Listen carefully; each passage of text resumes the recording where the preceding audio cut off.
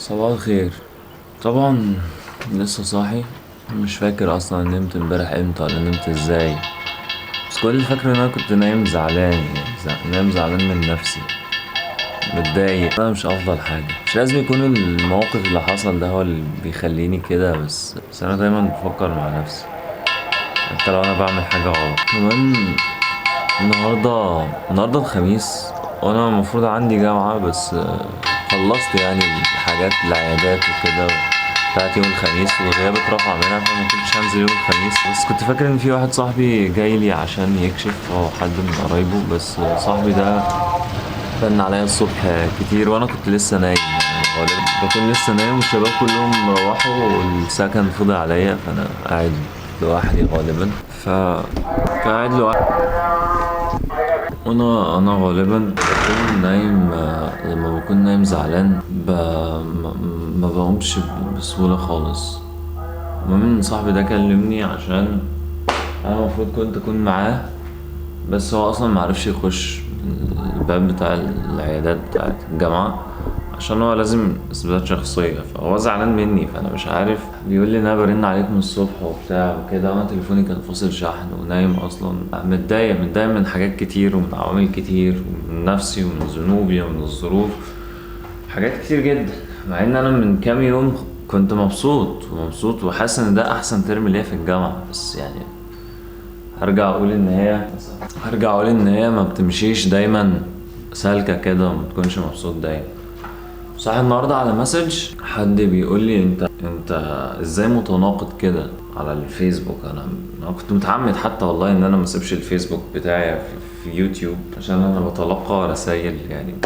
في حد بيقول لي انت ازاي متناقض كده. هو انا فعلا متفق معاك، انا متناقض، انا فعلا متناقض، وانا مش احسن حاجه، وانا مش انا مش حاصر نفسي في زون الشخص المتدين، او الشخص المحترم جدا، او الشخص اللي عنده اخلاق مش عند حد. لا، انا عادي، انا شاب عادي زي اي شاب من الشباب، بيغلط، بيتوب، بيسعى ان هو يبقى احسن.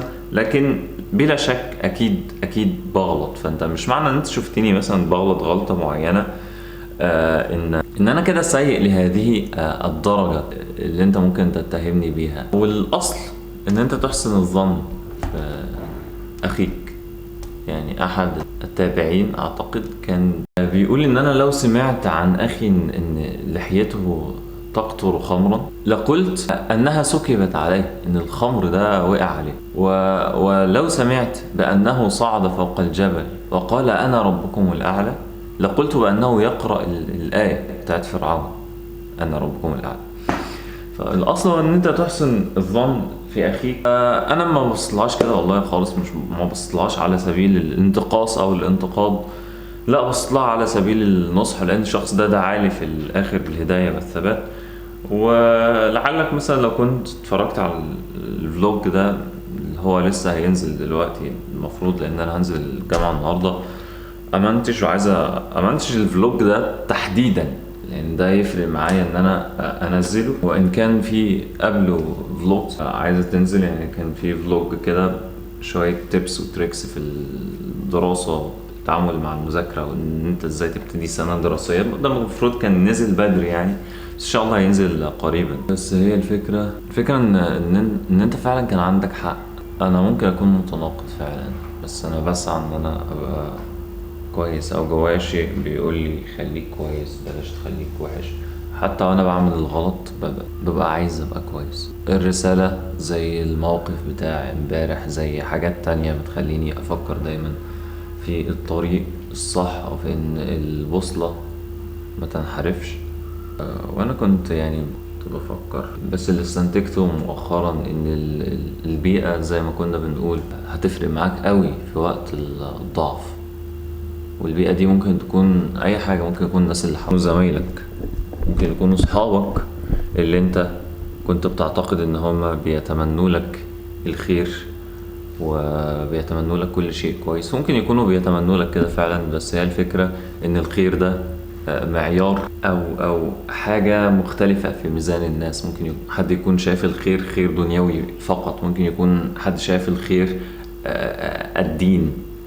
ممكن يكون حد عنده مفهوم مختلف للخير فهو دين ودنيا، بس بشكل ما البيئة هتفرق. حتى لو ما كنتش وحش زي البيئة اللي انت فيها بس هتتلط منها. طيب هل احنا هنتحاسب على البيئة؟ هنتحاسب على البيئة اللي احنا اوجدنا نفسنا فيها؟ طبعا بلا شك. هنتحاسب على اصحابنا، هنتحاسب على الناس اللي احنا ماشيين معاهم، هنتحاسب على الناس اللي احنا بنسمع كلامهم واصواتهم، او لو بيشتموا بيشتموا بيقولوا ايه، او لو في غيبة او في نميمة. نتحاسب على كل حاجة، نتحاسب على المكان اللي احنا بنروحه كل يوم. انا عارف واحد صاحبي كان تفوق، هو كان ازهري، هو دلوقتي في كلية هندسة في جامعة الازهر. ممكن يكون بيتفرج دلوقتي حتى وعارف نفسه، بس يعني هو كان عايز يخش كلية معينة والكلية دي ما كانتش متاحة ليه في العام، فكان والده عايز يدخله خاص. لما جه جامعة خاصة ما، ولما جه ولف فيها ومش عارف ايه وشاف البيئة وكده رفض الله الغني، يعني ربنا يغنيني عن ده. انا لا، خليني في الازهر احسن، اللي بعيد عن الاختلاط، اللي فيه دين، اللي فيه كذا، اللي فيه مش عايز انا اوجد نفسي في هذا المستنقع.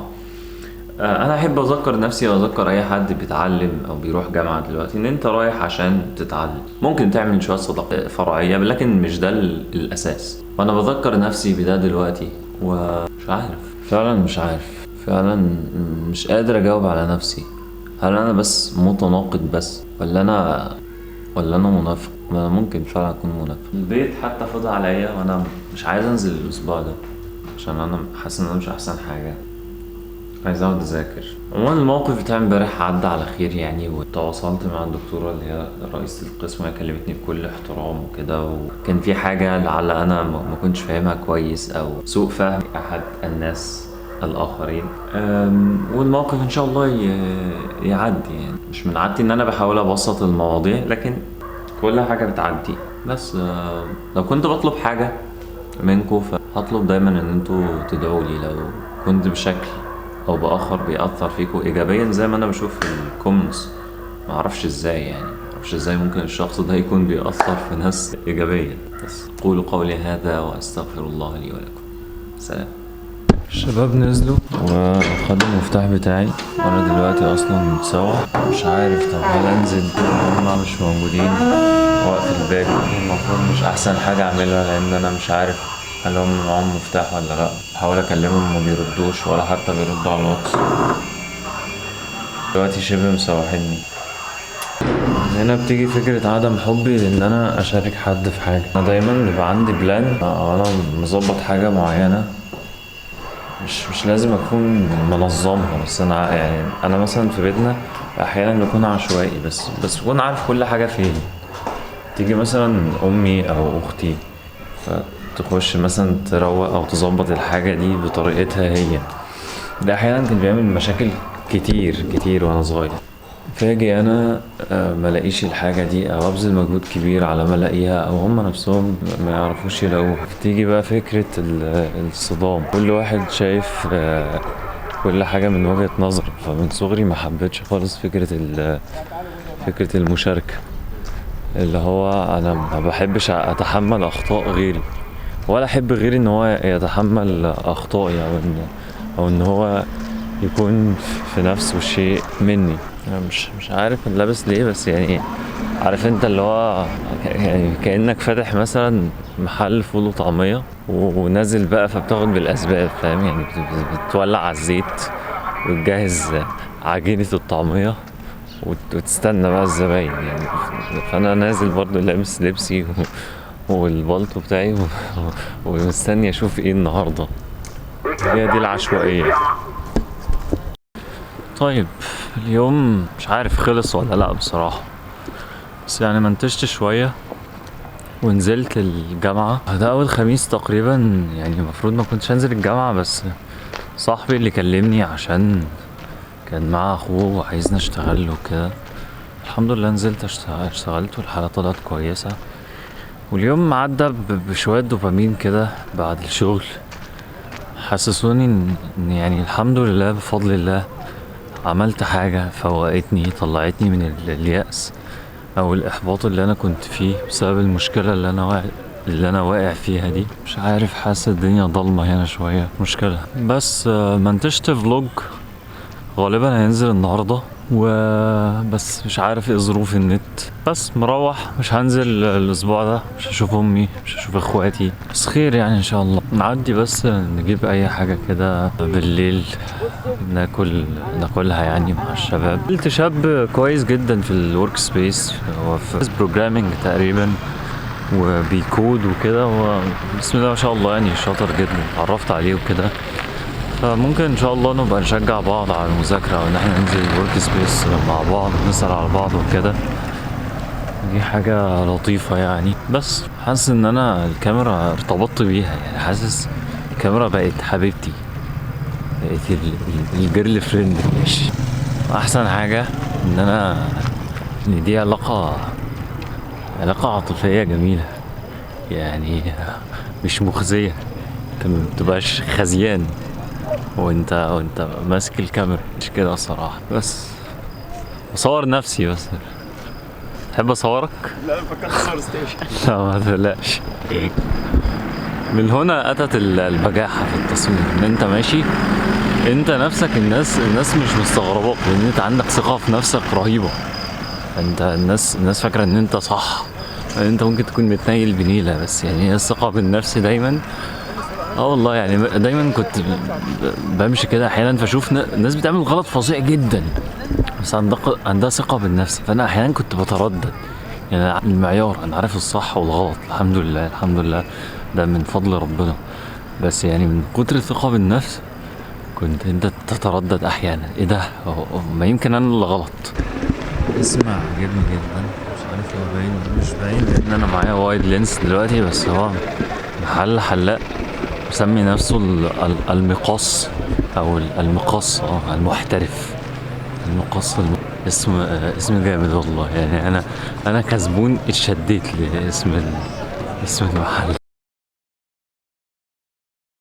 ازيك؟ سلام ورحمة الله. بتقتل مين؟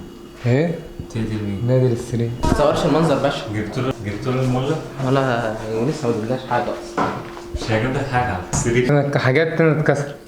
حاجات تانية؟ بسم الله ما شاء الله عليكم. عليكم. بتعملوا ايه جوه على السرير؟ عليكم. خلاص هو بتعملوا ايه جوه على السرير؟ كسر الكرسي، كسر ايدي. طب وانتوا بتعملوا ايه؟ هو ما كانش مكسور، هو كنت بقعد. ده ايه ده؟ زبالة طالعة من تحت السراير والله انا كان عندي بتاع ده برضه في الأوضة، مش عارف ايه.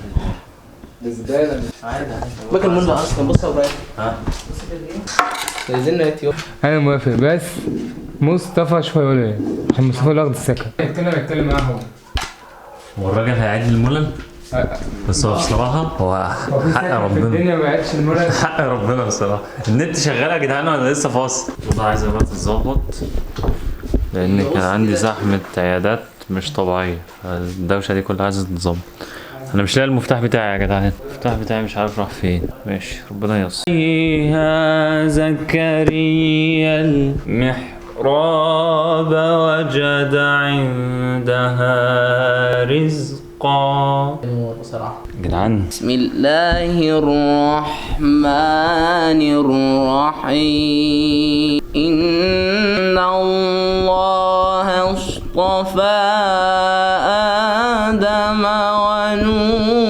ونوحا وآل إبراهيم وآل عمران على العالمين ذرية بعضها من بعض والله سميع عليم. إذ قالت امرأة عمران رب إني نذرت لك ما في بطني محررا تقبل مني إنك أنت السميع العليم. فتح الله عليك. الفاتحة. حان الآن موعد أذان الجمعة. اشتغلنا دلوقتي. السلام عليكم. ازيك يا حموكش؟ عامل ايه؟ كويس؟ ما تصورش تتصور ايه؟ صورك. يا عم الفيديوهات بتاعتك. مبسوط؟ مبسوط باين عليك ان انت مبسوط جدا. جدا. عارف انا داخل ليه؟ ليه؟ عشان ارخم عليك. حبيبي الله يخليك. خلاص هسيبك خلاص. طردك اسكت. عشان مكالمة السيناريو بيتكلم. يا عم مكالمة ايه بس خلاص. العظات واطفال واكبس على نفسي. ما طلعتش مسيطر خلاص. ما طلعتش مسيطر. والله انت شايف مشكلة. ماشي يا عم اللي انت شايفه.